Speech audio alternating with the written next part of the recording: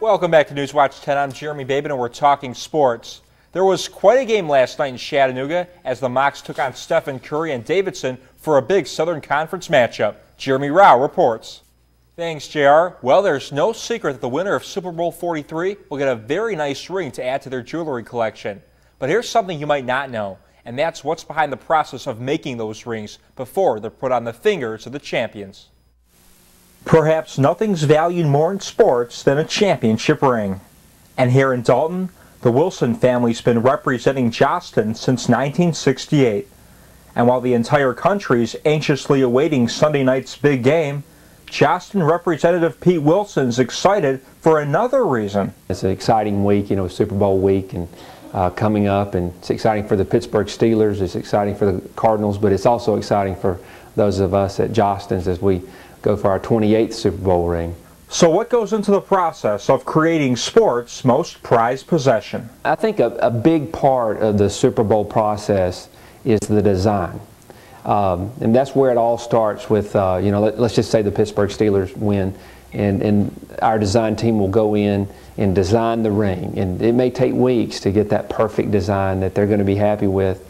And then the artist will create the design, and then the molds will be made for that design and then taken to the factory, and then the rings will be actually made, handmade, and then distributed to the team, and then the team will distribute them however they want to. Now, if you're already thinking about opening up your checkbook to hear how much these rings cost, well, sorry, they're only made for the Super Bowl winners. But that still doesn't mean that no one else has one. One of the great stories, one of my favorite Super Bowl stories with Super Bowl rings was Robert Kraft was visiting in Russia with the president of Russia at the time. And of course there's a language barrier between the two. Robert Kraft took his Super Bowl ring off to show it to the president of Russia. And the president of Russia thought that he was giving it to him as a gift. And he kept it. And of course Robert Kraft doesn't speak Russian and couldn't ask for it back and wasn't politically the correct thing to do.